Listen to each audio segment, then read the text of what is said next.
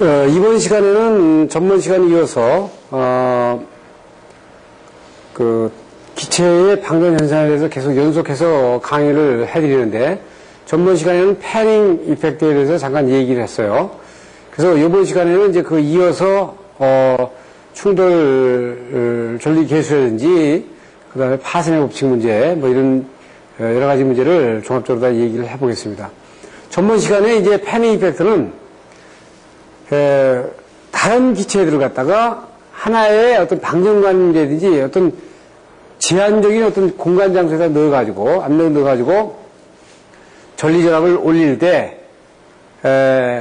그 공진 에너지가 다르기 때문에, 각 기체들은 다 공진 에너지가 다르기 때문에, 공진 에너지가 낮은 기체가 먼저 전리를 해가지고, 다른 기체들을 충돌함으로 해가지고, 여기를 시켜줘가지고, 다른 정상적으로보다 높은 전리전압을 갖는, 전원 파괴전압을 갖는 기체가 상당히 떨어지는 현상을 패닝 이펙트라고 했다. 그것을 이용해가지고 그냥 전등전압을 낮게 하기 위해서 여러 가지 가스를 갖다 잡아넣어가지고 전등전압을 떨어뜨리는 효과를 시도하는 겁니다.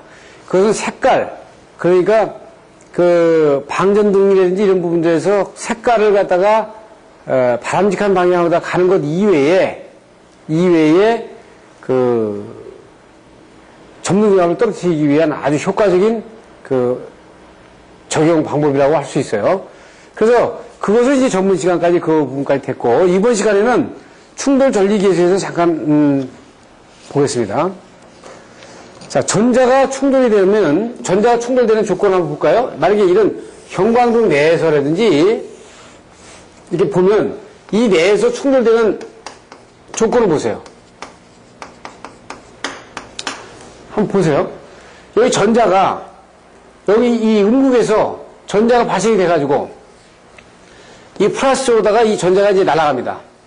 그런데 전자는 이 질량이 굉장히 가볍고 이 전기가 강할 경우에 거의 어떤 장애물이 없다면 전자가 날아가는 속도는 빛의 2분의 속도, 약 한 빛의 속도의 반 정도의 속도로다가 전자가 전기의 플러스 전위를 향해서 지금 날아갈 거예요. 날아가는데 이 안에 만약에 가스가 많이 찼다. 가스가 많이 찼다는 건 압이 많이 찼다는 얘기는 이 전자의 개체가 많을 거고, 전자나 혹시 부딪힐 가능성이 있는 핵이라든지 이런 부분들이 장애요소가 많을 겁니다. 장애요소가 많으면 이 전자가 날아가는 평균 자유행정거리가 작아져.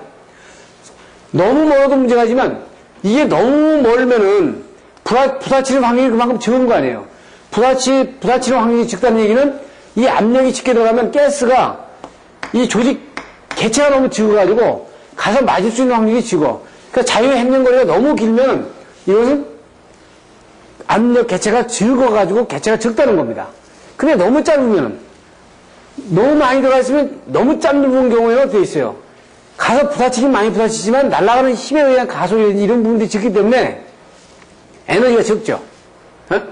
그리고 심지어는 여기서 어떤 그 이론이 나오냐면, 그 원자핵이 가지고 있는, 원자핵에서 바깥의 가전자까지의 이 지름이 얼마냐. 그러면 전자가 가서 부딪히는 건 어떻게 돼요? 이 지역 내에서 다 부딪히는 거 아닙니까? 그죠? 그러면 이 크기에 따라서 달라지겠죠. 이 원자핵이 가지고 있는 가전자의 둘레의 크기가 굉장히 큰 거는 전자가 맞을 수 있는 확률이 클 거예요. 그래서 이놈이 만약에 적으면 전자가 그냥 지나가서 옆으로 지나가 버리겠죠. 그럼 여기에 그 전자 충돌 조건이 되는 건 여러 가지가 있단 말이에요. 심지어는 이것이 이제 이 원자가 이 자체에서 만약에 디스토션을 많이 하잖아요. 많이 한다. 만약에 이것이 만약에 에너지를 상당히 많이 받아가지고 지금 열의 에너지를 많이 받아가지고 자체에서 만약에 떤 과정이 많다 그러면 똑같은 조건인데도 전자가 가서 충돌할 수 있는 확률이 큰 겁니다. 그러니까 전자가 충돌을 해가지고 충돌에 의해서 전리되는 조건들은 압력의 조건이 어떻게 되냐, 전극의 간격이 어떠냐, 전자의 평균 자유행정거리가 어떠냐, 원자의 지름 반경과 전자의 반경이 어떠냐, 이런 팩터들이 전부 다 조합이 돼가지고 거기서 무수한 영향들에 의해서 조합이 돼가지고 충돌 전리에 대한 아웃풋이 나오는 거거든요. 그래서 그 기술을 간단하게 보는 겁니다. 그래서 이 그림에서 보시게 되면 이 전리 에너지보다 일단 충돌 운동 에너지가 커야 충돌 전리 조건이 되는 거고요. 여기 알파 기구, 베타 기구라는 얘기는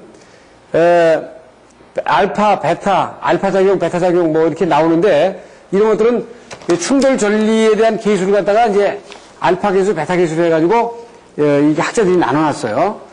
그래서 그것은 뒤에 잠깐 보시도록 하고요. 전자가 자유평균 행정거리 중에서 전기가 얻는 에너지를 EV라고 한다 그러면은 람다 2만큼 주행하는 동안 100% 주행하는 동안 다 전리가 되는 게 아니고 알파 계수를 여기서 넣은 거에다가 주행하는 만큼의 거리를 갖다가 전자가 자유평균 행정 기간 중에서 얻는 에너지를 이 람다라고 보면 알파만큼의 알파 작용이 들어간 상태에서의 알파 작용, 알파 액션을 얘기하는 거죠.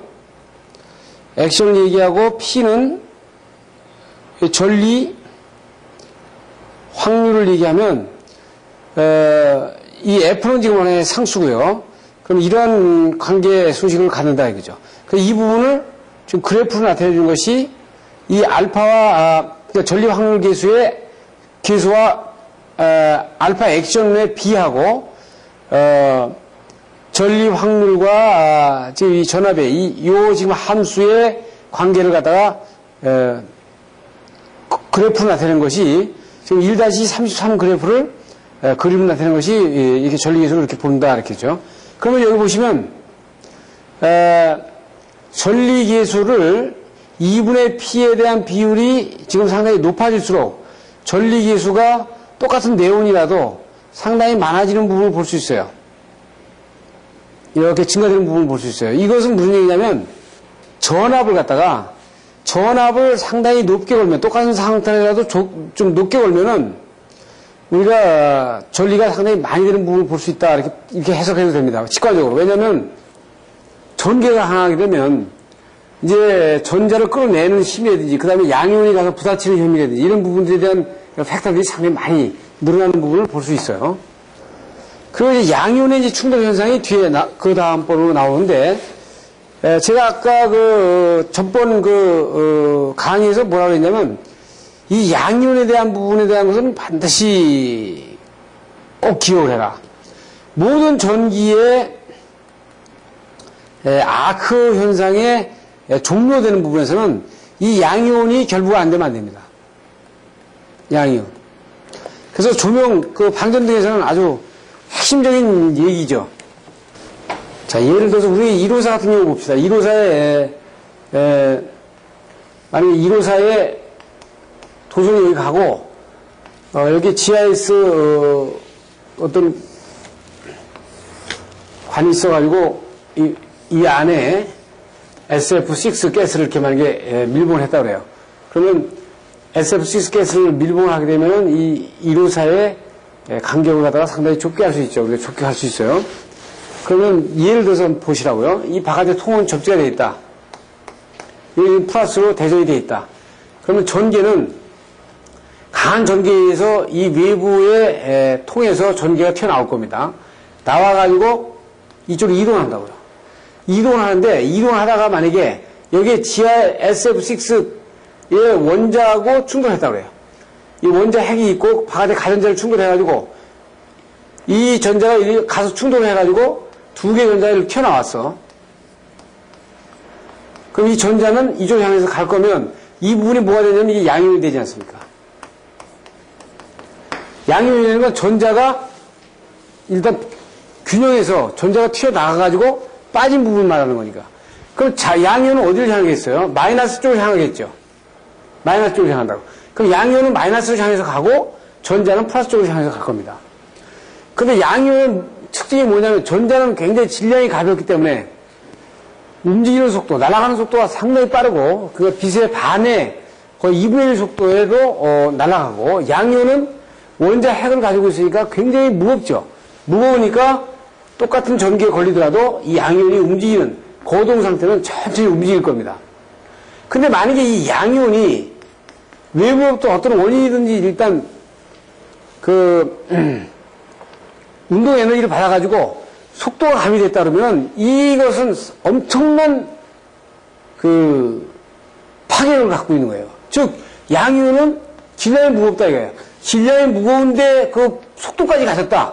그래서 이것이 만약에 마이너스 쪽에 부딪혔다 그러면은 이거는 엄청난 문제가 생기는 거죠. 자, 보세요. 그럼 전자는 어디서 발생되느냐? 항상 마이너스 쪽에서 발생되죠. 양이온은 항상 마이너스 쪽으로 가게 돼 있어요. 자, 보세요. 양이온은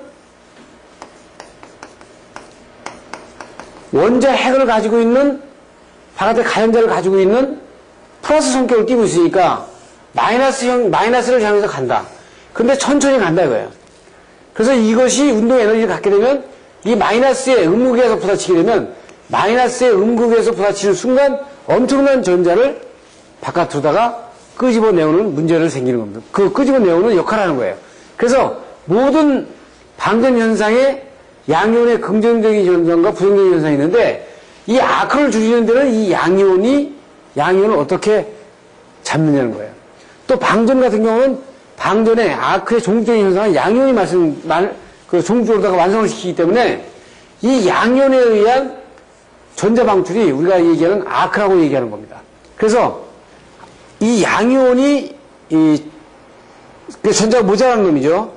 이 모자라는 것이 운동 에너지를 받아가지고 만약에 외부로부터 어떤 에너지를 받아가지고 속도까지 가지고 있다면 이것이 음극에 충돌한다면 엄청난 전자를 방출할 거다. 이거를 2차 전자 방출이라고 한다 이거죠. 그래서 음극에서 전자를 방출시키는 기타 작용에서는 뭐 여러 가지가 있을 수 있겠어요. 예를 들어서 강전기에 의한 내음극 방출. 이제 뒤에 나오겠습니다. 이 양이온이 와서 부딪히는 게 아니고 엄청나게 높은 전기를 걸어버려요. 여기 플러스 걸고 여기 음극인데 우리가 예를 들어서 600V 전원 전선에다가 2만의 전을 다 걸어봐요. 걸면 양이온이 생기고 말고 이런 시간적인 여유가 없어. 그냥 전자가 튀어나와 버리죠. 그리고 PVC 전선에서 PVC 전선은 600V까지 견딜 수 있는 분자 구조로 되어 있는데 거기서 어떻게 되어 있어요? 전자가 다 튀어나와 버리는 거예요.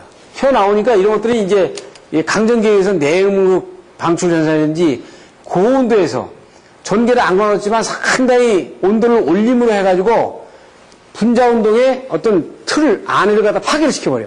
그 이상으로 움직이게 하죠. 그러니까 격자 운동이라고 하는데 우리가 열운동 이렇게 얘기하죠. 원자가 이렇게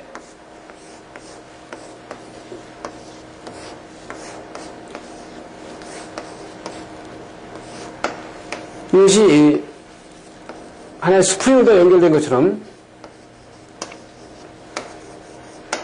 격자 운동을 하는데 이것이 열을 주게 되면 이 격자가 일단 바이브레이션 하게 되죠. 그런데 이 바이브레이션 하는 범위를 이상으로다가 열을 주어버리면 이게 어떻게 이탈돼 버리죠, 이탈돼 버린다고. 이런 것들이 이제, 이런 고온에 의한 열전자 방출이 될 수 있는 부분입니다. 그 양이온에 의해서 전자가 발생되는 것도 이거는 우리가 밝힐 수 없는 어떤 감마 기구라는 거 있다. 감마 작용이라는 게 있다. 이게. 아까 전자는 충돌 전리계수에서 알파 충돌 전리계수가 있었잖아요. 그러니까 전자가 방출이 돼서 튀어나오는데 탄성 충돌하고 비탄성 충돌 여러 개가 나타나면서 거기서 알파 계수라는 것이 있다. 알파 계수라는 거에 의해서 전자가 충돌되는 부분에 전자 방출되는 부분이 상당히 많이 비례적으로 나오더라. 이 양이온에 의해서 양이온도 어떻게 되면 양이온이 지금 마이너스 지금 가고 있는데 뒤에서 말이죠. 바깥에 또 속도가 빠른 양이온이 가다가 이 양이온을 만약에 때리면 이 양이온 속도가 굉장히 많이 붙겠죠. 근데 이런 현상들을 정량화시켜가지고 분석이 안 된단 말이에요. 그러니까 양이온에서 나타날 수 있는 어떤 현상의 누적 현상을 이걸 감마작용이라고 해요. 그래서 이 감마작용에 의해서 또 이게 충돌 전리가 이 전자가 많이 발생될 수 있는 부분이 있는 겁니다. 그러면 이것이 어떻게 되어 있어요? 여기까지가 전자가 많이 발생될 수 있는 전자를 발생시키는 메커니즘을 본 거예요. 전자를 발생시키는 메커니즘. 정리를 좀 해볼까요? 열을 많이 주면은 열운동에서 전자 발생될 수 있고 전기 많이 걸면 걸 수 있어요. 그런데 이런 전자가 튀어나오면서 또 다른 전자 방출 계수, 방출 계수, 감마 계수, 알파 계수에 의해서 증설될 수, 또 증가가 될 수 있어. 네? 또 거기 안에서 양이온이 생긴 놈이 마이너스를 향해서 가는데 그것이 뒤에서 때리면서 뭐 여러 가지 현상이 분석이 안 될 수 있는, 분석을 할 수 없는 감마 개수에 플러스 해가지고 또 많이 발생될 수 있어. 또 내음극, 그러니까 뭐냐면 그것도 양이온이 와서 때리는 게 아니고 갑자기 어떤 전기를 상당히 많이 걸었다든지 아주 고온으로 했다든지 이런 부가적인 현상에 추가를 해가지고 또 전자가 많이 발생될 수 있다. 전자가 많이 발생되는 메커니즘, 전자가 발생되는 메커니즘하고 전자가 소멸되는 메커니즘을 알아야 기체의 어떤 방전 현상을 이해할 수 있는 거죠. 그래서 전자가 그러면 소멸되는 과정은 어떻게 되느냐? 소멸은 재결합. 재결합이라는 건 어떻게 있어요? 이게 원자 핵이 있고 지금 양이온이다. 양이온이라는 거는 마이너스가 지금 하나 둘이 없는 거 아니에요. 그러니까 플러스 성격을 띄고 있으니까 여기에 전자가 가서 부딪혀가지고 부착을 딱 해서 붙어버리면 이 재결합을 해가지고 중성을 만들면 이게 재결합이거든요. 부착이라는 거는요, 이 양이온이 아니고 정상적인 중성이에요. 지금 정상적으로 자기 원자 핵을 가지고 바깥에 가전자를 정상적인 숫자를 가지고 있어. 근데 전자가 가가지고 하나가 더 붙어버리는 겁니다. 그래가지고 이 전체가 음이온이 되는 거예요, 음이온. 이렇게. 그럼 부착이 됐죠, 전자가. 그래서 음이온, 이렇게 부착을 일반적인 가스들은 어떻게 돼요? 자기 양성자보다 외부에 전자가 하나 더 들어왔으니까 이 전자를 바깥으로 밀어내려고 그러죠. 네? 밀어내려고 그래요. 짝이 안 맞으니까. 그런데 이제 여기에 대표적으로 부착을 즐겨하는, 이렇게, 네? 저기저기 부특성을 즐겨하는 가스가 SF6 같은 가스예요. 이런 것들은 부착을 하더라도 밀어내지 않고 동반을 해가지고 가져가. 예? 그 음이온에다가 외부에다 부착을 시키면 상당히 음이온을 좋아한단 말이죠. 이런 것들이 이제 SF6 가스의 그 특징이 하나인 겁니다. 이렇게 되면 어떻게 있어요? 부착이 되는 거예요. 그 다음에 확산이 됩니다. 확산이 되는 거는 간단하게 얘기해가지고 여기 만약에 어떤 아크 접점이 지금 이런 형태로 지금 아크가 발생해 있다. 그럼 이건 어떻게 돼요? 아크라는 건 전자가 쫙 줄을 쓴 거 아닙니까, 이게? 전자가 지금 이동하는 거 아니에요? 네? 만약에 이게 플러스고 마이너스면은 마이너스 쪽에서 플러스로 전자가 이동하는 거 아닙니까? 전류는 이게 거꾸로 흐르지만. 그러면 여기 전자가 상당히 밀도가 높단 말이에요. 여기 전자가 없어요, 여기는. 그러니까 이 전자들이 이 바깥에 어떤 준이 있는데요. 전이가 있는 부분으로다가 이게 퍼져나가죠, 이렇게. 네? 이게 퍼져나간다고, 전자가. 이 부분을 지금 확산에 의해서 소멸이 된다고 이렇게 얘기하는 겁니다. 자, 그러면 한번 볼까요? 지금 재결합은, 이제 그림으로 이렇게 하고 있는데, 표면 재결합과 최적 또는 공간 재결합, 이렇게 두 가지로 얘기하는데, 마이너스 전자가 가가지고, 이 기벽에 붙어버려요. 붙고, 양이온은 어떻게 돼요? 이제 어떻게 되면, 이게 양이온하고, 이 전자가 들어가가지고, 이 붙어버리는 거죠. 두 개가 중성이 되면서 붙어버리는 거예요. 그래서 붙어가지고 결합이 된 상태에서 튀어나가는 부분. 이게 중성 원자가 되는 겁니다, 그러면. 네? 그 양이온, 전자가 하나가 부착한 것하고 전자가 들어가서 기벽에서 일단 하나의 중성 원자가 만들어져가지고 튀어나가는. 이렇게 돼서 이 전자가 일단 없어진 거죠, 하나가. 또 공간에서 중성 원자하고 전자가 부딪혀가지고 지금 합쳐져가지고 이건 음이온이 되죠, 그러면은. 음이온이 된 상태에서 양이온하고 만나가지고 음이온과 양이온이 만나서 중성 원자가 두 개가 생기는 부분이죠, 이렇게. 네? 하나 주고받고 하니까. 이렇게 되면 뭐예요? 이게 재결합이죠. 이거 공간 재결합이고 표면 재결합이다. 부착. 이건 어떻게 돼 있어요? SF6가 이 부착의 대표적인 부분이라고 그랬어요. 그래서 SF6는 지금 보세요. 이게 SF6는 가스가 있으면 전자가 튀어나오면 이걸 옆에다 갖다 달고 가요. 그럼 어디로 가겠어요? 이게 마이너스니까 플러스로 가겠죠. 이 전자가 빨리 이동을 해야 이게 쇼트인데 천천히 이동한단 말이에요. 이거 왜 천천히 이동하냐? 여기 안에는 원자 핵이 있기 때문에 이게 빨리 가지 않아요. 천천히 가서 발생된 전자를 천천히 가가지고 여기서 중성이 딱 돼가지고 SF6 가스가 다시 나오고, 그러면 전자가 빨리 가야 쇼트인데 천천히 가서 이동을 하면 이게 쇼트가 아니거든요. 그래서 SF6 가스를 2기압, 3기압으로다가 집어넣어가지고 전용 간격을 낮추는 거다, 이런 얘기를 하는 거예요. 지금 부착은 지금 보시는 것처럼, 확산은 이런 것처럼 전자가 어떻게 되어 있어요? 상당히 빠르게 양쪽으로다가 이렇게 확산을 하는 겁니다. 확산하는데 어떻게 돼요?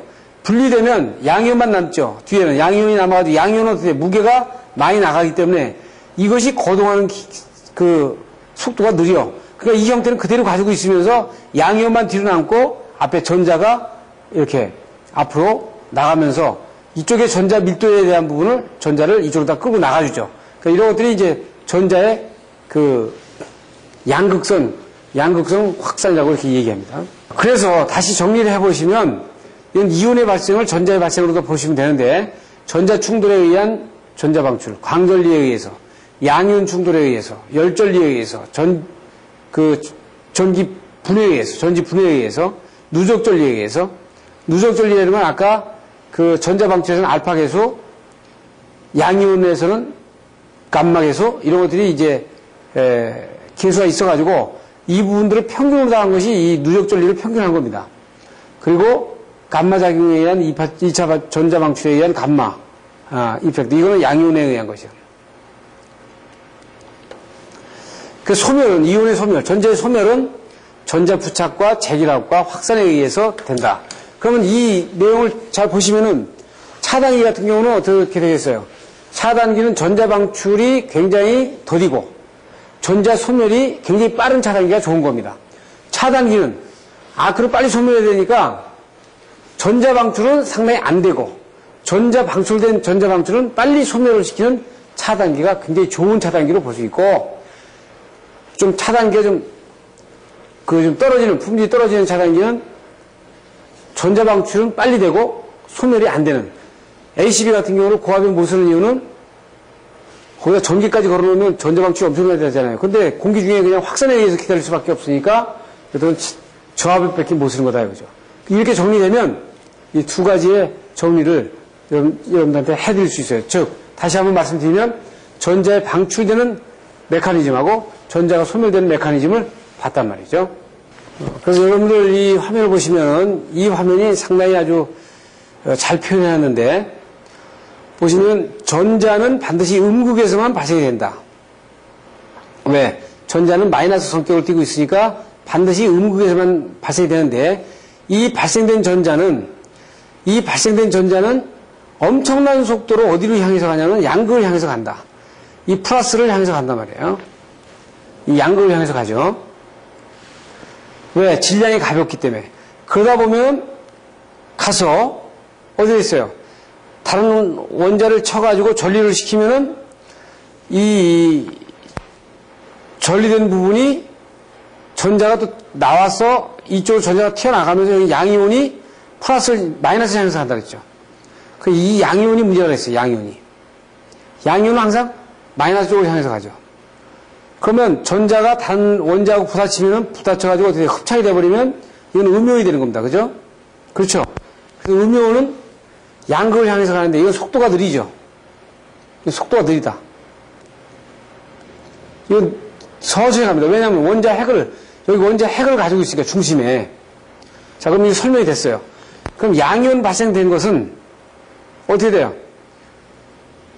천천히 음극을 향해서 갈 겁니다. 근데 이것이 외부에서 자꾸만 때려가지고 이 양이온을 때려가지고 양이온을 때려가지고 속도를 가지고서 만약에 이 음극에 만약에 부딪혔다.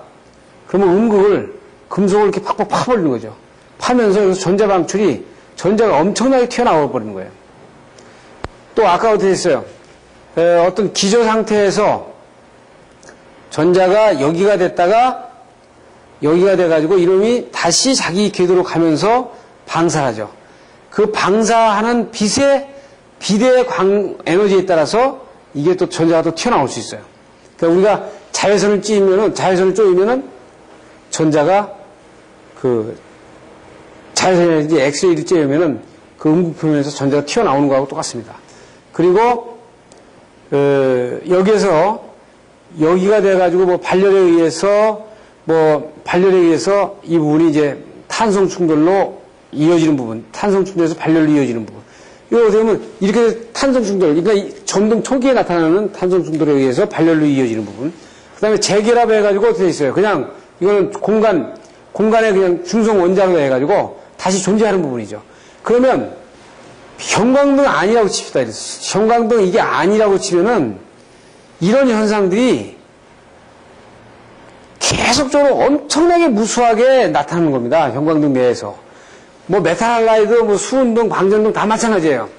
그러면 전국적으로 나중에 전등이 다 되는 부분들을 보면은 열이 강도가 상당히 많이 나잖아요. 뜨겁게 난다는 얘기는 이 양이온이 음극에 가서 상당히 많이 부딪히는 겁니다. 음극에 가서.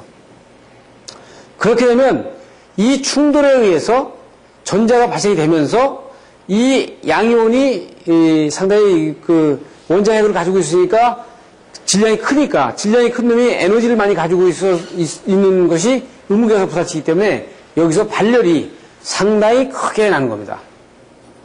상당히 크게 나요. 그러니까 여러분들 크세운 램프 같은 경우 보면 마이너스하고 플러스가 있으면 음극 같은 경우는 표면이 보면요 이렇게 볼록볼록 나와가지고 이렇게 살이 이렇게 팍팍 파여 있듯이 그 전자가 엄청나게 숫자가 때리면서 이 표면이 파여가지고 그 상처 난 부분들을 볼 수 있어요. 이렇게 예? 그 굴곡이 된 부분을 볼 수 있단 말이죠. 그러니까 이런 부분들이 우리가 이제 그 기체 내에서 이루어지는 부분들을 여러분들이 보신 겁니다. 그래서 이 기초적인 우리가 그 개념을 가지고 기체의 절연 파괴 현상을 이제 다음 시간에 좀 여러분들이 보시겠는데, 그래서 정리를 하는 과정에서 다시 한번 제가 정리를 하겠습니다. 이 원자핵과 가장 가까이 있는 상태를 그라운드 스테이트라고 그런다. 이거 기저 상태라고 그래요. 기저 상태라고 그러고, 기저 상태에 있는 전자라고, 이 전자가 이 최외곽 전자 바깥으로 나가지 않고 이 안에서 움직이는 부분을 여기라고 그러는데, 기저 상태에서 일단 움직이는 부분은 이건 공진 에너지라고 그런다. 공진 에너지. 여기에 필요한 전압을 공진 전압이라고 그래요. 그러면 여기에서 어떻게 돼요? 다른 궤도에서 다른 궤도로 왔다 갔다 하는 부분을 이걸 여기 되었다 그런다. 엑사이트 되었다 그런다. 여기 필요한 전압을, 여기 에너지를 여기 에너지라고 그런다. 이 에너지가 여기 되는 것이 자기 궤도가 아니기 때문에 불안전 상태를 해가지고 이것이 자기 궤도로 가는 시간이 10의 마이너스 7세컨에서 8세컨 후에 들어간다. 그래서 이때의 에너지는 우리가 이렇게 나타난다. 예? 그래서 이때 빛을 나타내는 거예요. 그리고 이 외부에서 최 나간 것이 자유전자다. 이걸 이오나이제이션이라고 한다. 전리됐다 그런다. 이 전리가 다른 거하고 부딪히는 걸 갖다가 탄성 충돌과 비탄성 충돌을 본다. 부딪히면은 여기서 양이온이 생긴다. 양이온과 음이온이 생기고 재결합하고 부착이 되고, 이것이 이 전자가 소멸되고 발생되는 과정을 우리가 봤다. 예? 여기까지가 일반적으로 기체 방전 현상을 들어가기 위해서 반드시 여러분들이 알아야 될 기본적인 내용들입니다. 그래서 이것이 지금 이 파워포인트를 이용하지 않으면은 한 5시간 이상을 강의를 해야 되는 내용을 여러분들이 쉽게 그림을 떼어 올려서 볼 수 있었기 때문에 굉장히 빠른 시간 내에 이 부분을 볼 수 있는 겁니다. 이것을 강의하는 것은 앞으로 차단기, 조명기구를 알기 위해서는 반드시 알아야 되는 문제이기 때문에 피해 장치든지, 그래서 이 부분을 이 시간까지 한번 봤고요. 다음 시간에 2장에 대해서 논하겠습니다.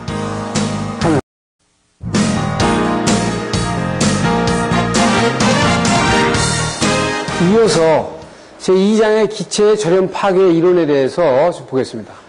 그 앞부분까지 한 거는요, 아마 여러분들 처음 이 테이프 보시고 그 기체의 절연 파괴 현상들을 처음 이 테이프 보시는 분들은요, 그 테이프를 여러 번 보셔야 됩니다. 계속 반복적으로 보면서 또 이해 안 되는 부분들은 거기에 대한 관련된 레퍼런스들이 있어요. 그래서 시중에 가시면은 고전압공학, 그 다음에 기초물성공학 이런 책들이 있거든요. 그 다음에 물리 관련 책들 갖다 놓고요. 제가 말하는 것이 어떤 내용이 들어가 있는지 보시게 되면 그 개념을 쉽게 가져갈 수 있습니다. 여러 번 반복해서 보세요. 이 부분을 해결하지 않으면 앞으로 여러분들 피내기, 방전등, 조명 도저히 나갈 수가 없는 겁니다. 그래서 제가 이거를 여러 시간을 할애해가지고 여러분들이 강의를 하는 이유는 이것이 안 되면 다음번에 대한 얘기가 전혀 이해가 안 되는 겁니다. 자, 그래서 2장, 기체의 저렴 파괴 이론을 보시면은, 기체의 방전 이론은, 기체에 관련된 방전 이론은, 크게 두 가지로 볼 수 있습니다. 그래서 하나는 타운젠드 방전 이론하고, 하나는 스티머 방전 이론, 이렇게 볼 수 있어요.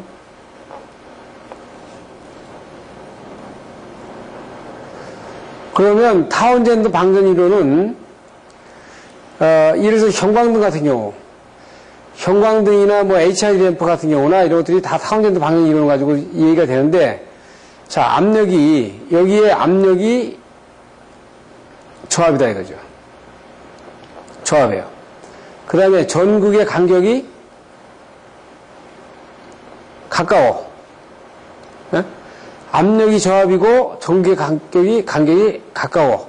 그 일정한 공간 내에서 되는 거예요.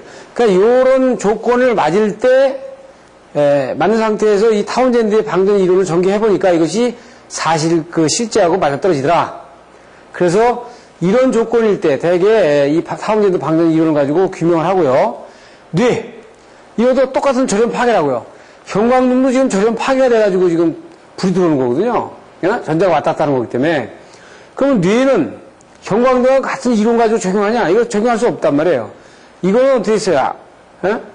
전류가 크죠? 대전류란 말이에요. 전압도 크죠?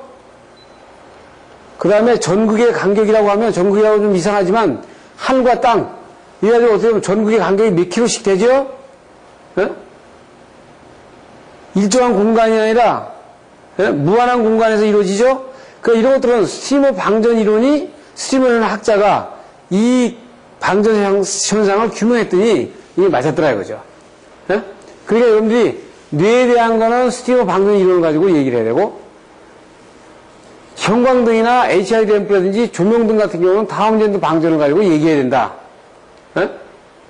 그 일반적인 코로나라든지 이런 것들은 다 타운젠드 방전을 가지고 현상을 가지고 이해를 해야 돼요. 그래서 타운젠드 방전을 가지고 먼저 보시면은, 지금 보면, 지금 좀 전에 말씀드린 것처럼 낮은 전압과 짧은 전극에서, 그리고 어떤 일정 공간에서의 공간 전화에서 의한 전개 방전 현상, 이런 부분들에 적합한 이론이 이 타운젠드 방전 이론이고, 비교적 높은 기압이나 긴 간격에서의 영역에 해당되는 것이 스티머 방전 이론이다. 그래서 먼저 타운젠드 방전 이론을 보겠다 이런 얘기입니다. 그래서 타운젠드 방전 이론은 우리가 쉽게 생각해가지고 HID 램프라든지 형광등 이런 방전등의 현상을 여러분들이 딱 떠올리시면 됩니다. 방전등의 현상에서 이 부분을 떠올리시면 아주 쉽게 생각하실 수 있어요. 그러면 여기서 얘기 나오는 게 평판 전극에서 이렇게 나오는데, 참 이게 참 어떻게 보면 학문적으로 가보면 상당히 무서운 말이죠. 자, 보세요. 여러분들 제가 강의 때 말씀드립니다만 오음의 법칙이 있단 말이에요. 오음의 법칙.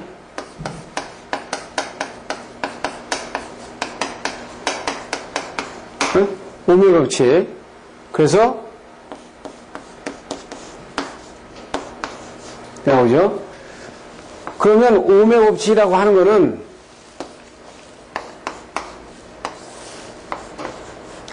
이런 곡선을 쓸 거예요. 그럼 우리가 아무 의심 없이 그냥 오음의 법칙은 이렇다 이렇게 쓰잖아요. 그런데 학문적으로 얘기하면 엄밀한 의미에, 아주 엄밀한 의미에 보면 이거는 엉터리다 이거죠. 이거 있을 수가 없는 거죠, 이거. 엉터리예요. 왜 엉터리냐면 전압을 올리고 전류를 올리면 저항에다가 전류를 올리면 10A 흘러갔을 때 전류 저항하고 100A 흘러갔을 때 저항은 분명히 달라진단 말이에요. 그러니까 이게 선형이 아니고 일단 어떤 형태인지 비선형으로 이렇게 될 겁니다. 이렇게. 그 그럼 이렇게 만약에 비선형으로 되면 이 식이 안 맞지. 그래서 이거 학자들이 이렇게 비선형으로 하면 이 규명이 안 되니까 패턴을 알 수 없으니까 이 안에 들어가는 거는 저항이 다르더라도 이걸 선형으로 보자. 이렇게 전제를 가정을 하고 이 오음의 법칙을 지금 들어가는 겁니다. 그래서 이렇게 하면 이 현상을 패턴을 볼 수 있으니까. 그러니까 학문적으로 깊게 들어가서는 이거는 있을 수가 없는 거예요. 왜? 전류가 올라가면서 일정한 저항이 이 세상 지구에는 존재하지 않으니까. 이 법칙은 존재할 수 없어요. 그렇죠? 그러면 이거 어떻게 돼요? 아주 선형적일 때만 나타나는 거예요. 모든 현상이 선형적으로 나타날 때. 그러니까 전압과 전류가 증가를 하는데 저항의 저희가 크기가 일정하게 나타날 때만 되죠. 그건 이게 없잖아, 이 세상에. 존재할 수 없어요. 그러니까 오음의 법칙도 그러하지인데 이 평판정국이라는 건 어떠냐? 이거 원래 전제를 하고서, 여러분들 이걸 이해를 하고서 가야 된단 말이에요. 평판정국이라는 건 뭐냐? 이 세상에 존재하지 않는다라고 보시면 돼. 자, 왜 그러냐면, 여기다 전극과 전극을 이렇게 양쪽에다 걸었어요. 걸어가지고, 여긴 플러스, 이쪽에 마이너스를 걸었다고 칩시다, 이렇게. 이 전압을 쭉 올리게 되면, 이건 플러스고, 마이너스니까 전자가 이쪽으로 튀어나가게, 여기서 전자가 튀어나가겠죠, 이렇게. 일로. 전기에 의해서 이 전자가 튀어나갈 거예요. 그럼 전류는 여기 일로 흐르고, 그죠? 이거 절연파라고 하잖아요, 우리가. 어떤 공간 이하까지는 그냥 그대로 있다가 그 공간 절연 내력을 뛰어넘는 전압을 걸면은 일단 전자가 튀어나가면서 스파가 되는데, 우리가 여러분들 이렇게 놓고 보면 이 전체가 스파가 딱 되나요? 이게 그렇게 안 되고 어떻게 되죠? 실제 안 되고 어떻게 돼요? 실제 전압을 쭉 올리면은 이렇게 되잖아요. 이렇게 된다는 건 여기서부터 시작을 해가지고 일로 갔다는 얘기죠. 이게 고루고루게 전자가 튀어나오는 게 아니야. 여기서 집중적으로 튀어나왔다는 얘기입니다. 이 지점에서 집중적으로 나왔다는 거야. 이 지점에서 집중적으로 나왔다는 거는 무슨 현상이냐면 여기하고 여기가 가장 가깝다는 얘기입니다. 이 공기 조건이 같다면 여기하고 여기가 가장 가깝다는 거야. 가까우니까 그쪽으로 전기가 집중전기에 걸려가지고 절연파가 된 거죠. 아니 그럼 여러분들이 평판정국이 됐다 그러면 이 부분을 만약에 예를 들어서 아주 매끈하게 아주 완벽하게 평판적으로 만들어가지고 됐다고 쳐도 이제 현미경으로 보면 우두수술할 거 아닙니까 이게? 이 표면이. 그러면 우두수술하면 우두수술한 부분에서 가장 가까운 부분에 0.1mm에서 가장 가까운 부분에 집중력이 걸려가지고 여기에서 저연파가 일어나겠죠? 이런 상태에서는 이 이론 해석을 못하니까 어떻게 전제했냐면 이거는 평판정국이라고 이 얘기를 하자 이거죠.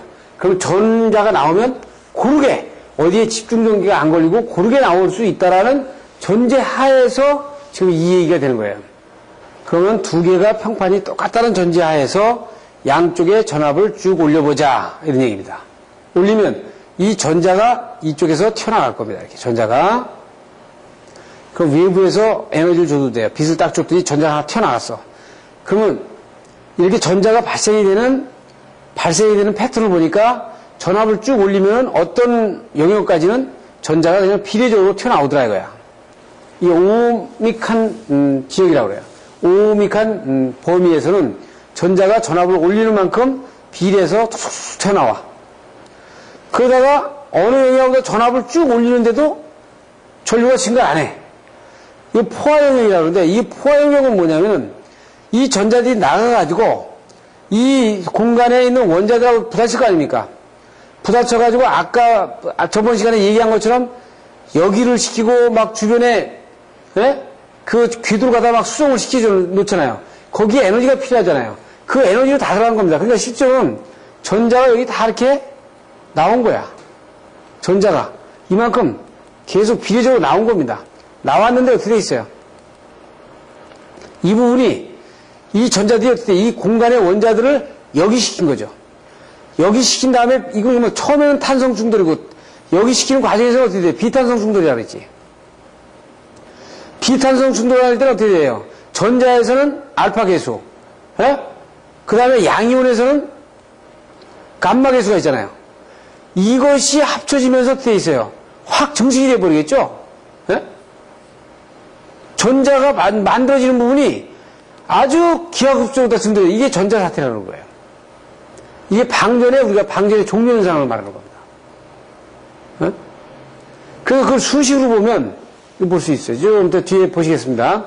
그래서 여기서 얘기하는 거는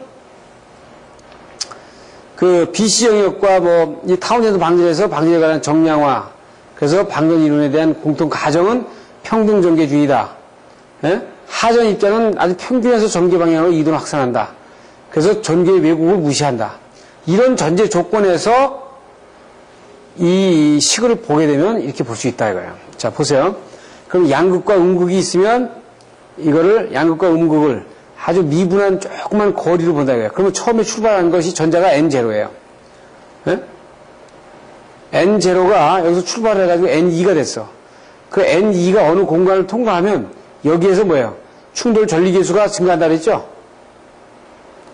충돌 전리계수가 dx 거리에 포함이 돼가지고 이 부분이 더 증가되지 않습니까? 그러니까 비탄성 충돌에서는 어떻게 돼요? 비탄성 충돌에서. 탄성 충돌에서는 이 전리계수가 커진다 그랬잖아요. 탄성 충돌에서는 전리계수가 거의 없고. 그러니까 이 비탄성 충돌 계수에서 나타날 수 있는 충돌 전리계수의 팩터가 들어간단 말이에요, 이게. 그래서 여기 도착하는 거는 처음에 N0가 출발했는데 이게 어떻게 있어요? 상당히 이 N0에서 플러스 어떤 함수만큼이 증가가 돼가지고 도착을 하겠죠. 그거를 본 것이 이거예요. 그러니까 아주 미분된 적은 지역에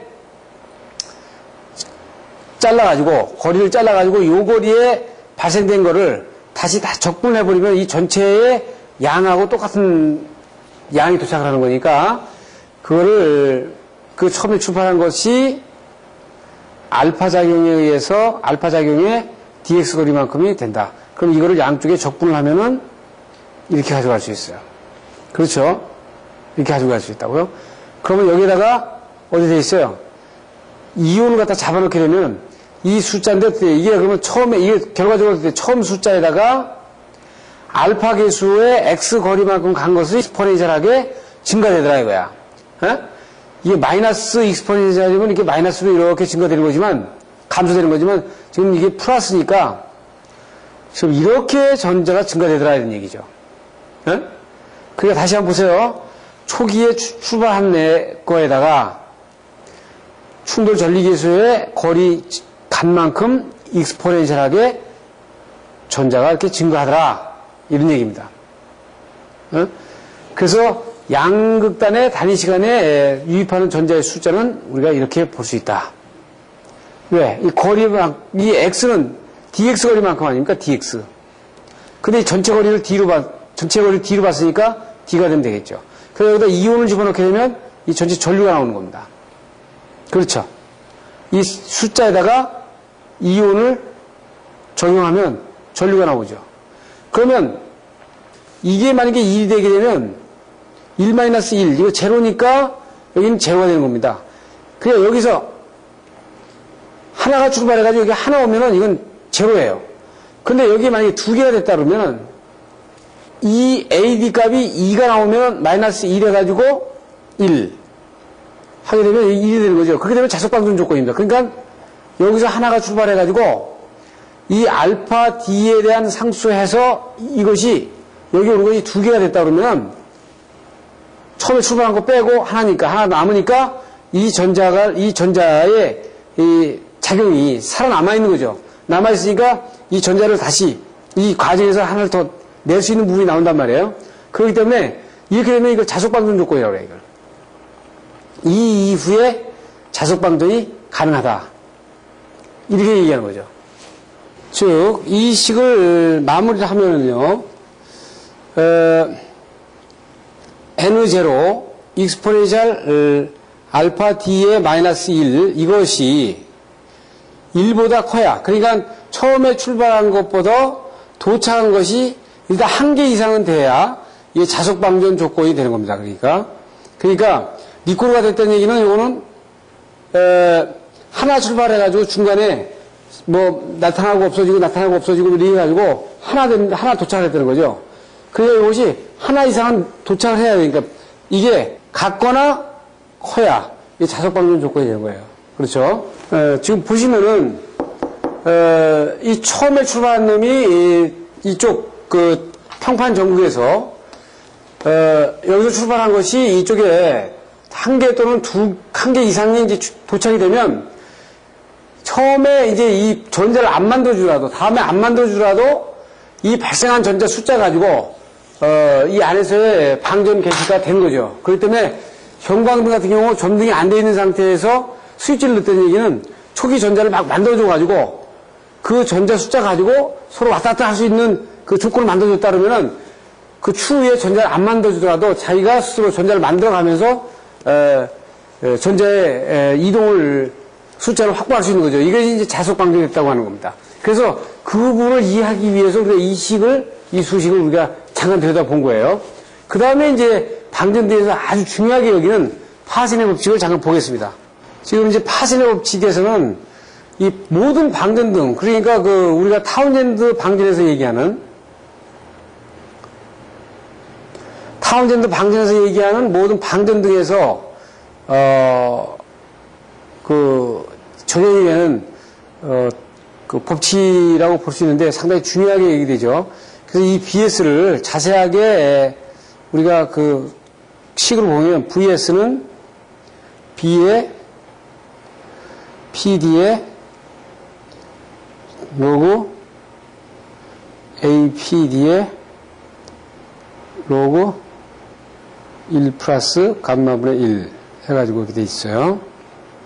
이렇게 볼 수 있는데 지금 보시면은 이 B하고 이 A하고 이 감마는 기체 상수라 해가지고 기체의 종류에 따라서 고유 팩터가 있으니까 이거는 기체에 따라서 고유 팩터가 주어지니까 넣게 되면 PD죠. 결과적으로는 PD의 팩터예요. 그래서 이거를 전부 다 나머지 거를 어떻게 돼 있어요? F로 나가거나 그 다음에 K로 나가가지고 보통 우리가 어떻게 얘기하냐면 VS는 뭐 K, PD 이런 식으로도 많이 얘기합니다. 지금 여기서는 VS는 지금 FPD라고 했는데 이걸 KPD나 FPD나 마찬가지 같은 말이에요. 지금 이렇게 놓고 보면 지금 무슨 말이냐면 이게 P는 압력이고 D는 전극의 간격이거든요. 이게 간격. 이 VS는 저전 파기전압.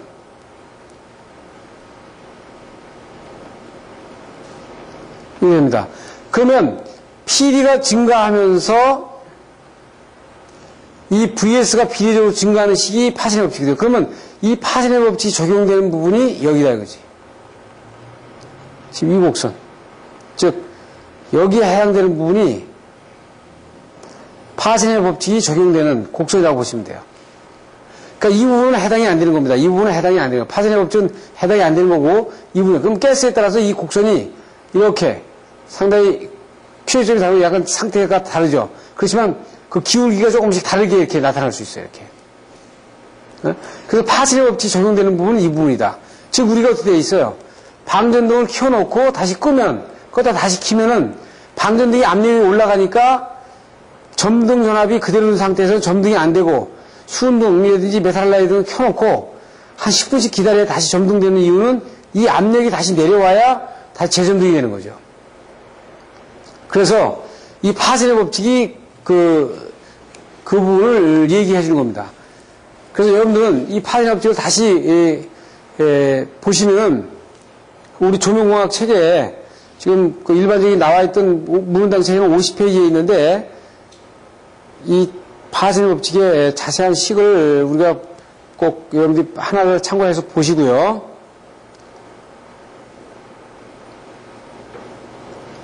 너무나도 중요하게 적용되는 식이니까 항상 생각을 하시고 계시기 바랍니다. 그러니까 이 파신의 법칙은 일반적인 백열등 같은 경우에 적용되는 게 아니고 항상 방전등에서 그것도 타운젠드 방전에서 항상 적용이 된다 하는 부분을 여러분들이 항상 기억을 해주시면 좋겠어요. 그래서 각 기체에 따라서 불꽃 전압이 다른데 그러니까 파신의 법칙이 여기서부터 다르거든요. 여기서부터. 여기서부터 이쪽으로들이 파쇄 법칙인데 공기, 뭐 수소, 아르곤, 네온 따라서 이 최적점이 다 다른 부분을 나타내는 거예요. 그래서 이 부분에 대한 아까 이거는 그 앞에 전번 시간에 설명을 드렸습니다. 이 거리와 이 전간의 곱의 함수로 나타내는 이 세 가지 식을 같이 합쳐서 우리가 구성하게 되면 이 식으로다가 2-27식으로다가 나타낼 수 있어요. 이것은 이제 인과되는 전압과 압력과 그 다음에 F라는 함수를 적용시켰을 때 주어지는 식으로 볼 수 있습니다. 그 다음에 이제 우리가 이제 볼 수 있는 것이 지금까지 본 게 뭐냐면은 타운젠드 방정을 본 거예요. 타운젠드 방정은 지금 다시 말씀드리면 압력이 낮거나 전극이 가까웠거나 일정한 공간에서 어떤 나타나는 방전의 현상을 타운젠드 그 이론을 가지고 분석을 해본다 했어요. 그러면 스트리머는 뭐라 그랬냐? 스트리머는 전극의 간격이 길거나 아주 높은 압력에서 얘기되는 부분을 얘기했다. 그래서 스트리머는 타운젠드 방전이 PD가 큰 경우에 적용하지 못하는 경우는 크면은 거기에 우리가 얘기하는 어떻게 알파 계수, 베타 계수는 조그만 공간에서 일정한 밀폐된 공간에서 알파 계수, 베타 계수가 증가되는 거란 말이에요. 그래서 전자 방출이 되는데 이건 어떻게 했어요? 적용이 안 된단 말이에요, 여기서는. 예? PD가 커져도 불꽃이 성립되는 여러 가지 이 알파, 베타 작용이 적용이 안 돼요. 예? 그 다음에 기압이 높은 경우에는 불꽃 방전이 아주 가늘게 분기하는 현상이 나타난단 말이에요. 그렇기 때문에 타운젠드 방전이 적용이 안 된다. 그래서 스트리머라는 학자가 이 PD가 커지고 이 발생하는 공간에서 양이온의 공간 전환에 의해서 전개가 왜곡되므로 이 스트리머 이론이 이 타운젠드 이론 가지고는 이게 양이온에 대한 현상도 그대로 이해가 안 되니까 스트리머가 다시 정립을 한 겁니다. 그래서 보통 양이온은 뒤에 남고 양극은 음극이 진행하는 속도가 빠르기 때문에 이 거리가 이제 전극의 간격이 길기 때문에 전자는 빨리 가고 양이온은 뒤에 남고 이런 현상이 있단 말이에요. 그러면서 나타나는 현상들이 이제 뭐 플라즈마라든지 이런 현상들이 나타나면서 그 방전 현상을 다른 패턴으로 다 보여주는 겁니다. 그래서 여기 보시면은 여기 플러스고요. 여기 마이너스입니다. 그럼 어떤 외부의 빛이라든지 이런 에너지로 인해 가지고 전자가 튀어나왔어요. 그럼 나가면서 뭐예요? 다른 원자들하고 막 부딪히죠. 부딪히면서 전자를 많이 발생시킵니다. 하나가 전자 두 개를 부딪혔다는 얘기는 두 개가 나왔다는 얘기는 양이온이 두 개가 발생이 된 거죠. 그럼 전자가 10개가 발생이 됐다 그러면 어떻게 있어요? 여기 양이온이 10개가 발생이 된 겁니다. 그죠? 그런데 이 전자는 질량이 가벼우니까 앞에 선두가 서가지고 막 플러스 쪽으로 막 이동합니다. 근데 양이온은 무게가 있고 질량이 높으니까 그냥 가만히 서 있어요, 그대로. 그러다 보면 결과적으로 어떻게 이동이 되냐면 여기 어떻게 있어요? 양이온은 상당히 많이 이렇게 쭉 분포가 되고 전자가 이쪽으로 몰려나가는 현상이 나죠. 전자는 이쪽으로 몰려나가는 현상이 된다고요. 예? 그렇게 되면 그것이 또 좀 진전이 되다 보면 전체적으로 양이온이 고르게 발생이 되면서 양이온이 전체가 분포하면서 전자가 다 발생이 돼서 이쪽 다 왔어요. 그럼 여기서는 더 전자가 발생이 될 수가 없어. 그럼 어떻게 된다고요? 여기에서 발생된 전자가 양이온을 타고 이렇게 넘어가는 거죠. 계속 이렇게. 네? 그러면 결과적으로 어떻게 돼 있어요? 이 공간에는 양이온이 쭉 분포를 하면서 전자가 여기서 양이온을 타고 넘어가면서 이쪽 전자가 이쪽으로 넘어가는 과정이죠. 양극 쪽으로. 그러니까 어떻게 돼있어요? 이렇게 되면 전체가 플러스와 마이너스로 이렇게 대전이 되어 있는 거와 마찬가지다 이거예요. 그럼 어떻게 해요? 이 전로가 전원 파괴되는 현상하고 똑같이 나오는 거죠. 네? 그러니까 아까 타운젠드 방전은 어떻게 된다고 했어요? 여기 마이너스고 플러스면은 발생된 것이 여기 플러스 2개 마이너스 돼서 또 다시 발생되고 이렇게 해서 전자가 계속 왔다 갔다 하는 경로를 가지고 있다고 친다 그러면 그러니까 여기 임피던스가 무한대에서 임피던스가 제로 돼버린 거예요. 그러니까 전자가 이동하기가 좋은 거예요. 근데 여기가 어떻게 된 거냐면 공간 전화가 양이온이 여기 생긴 양이온들이 거의 무게가 있으니까 이동을 못 하잖아요. 그 양이온 분포가 그렇게 되는 거야.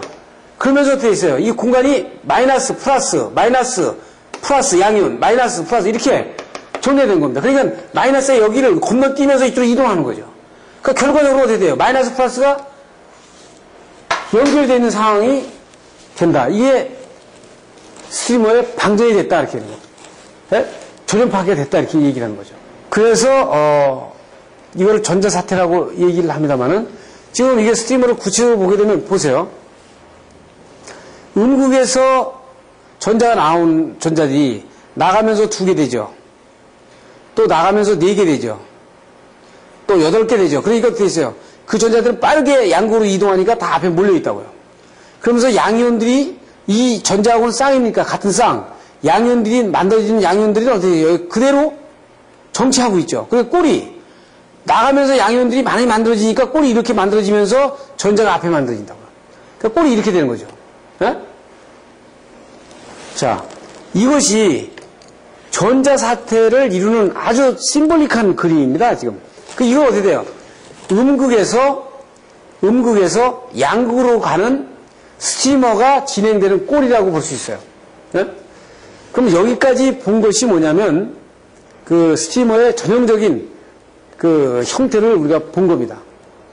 그래서 다음 시간에 이어서, 그 기체방전의 마지막 부분을 정리하고 뇌로 들어가도록 이렇게 하겠습니다. 감사합니다.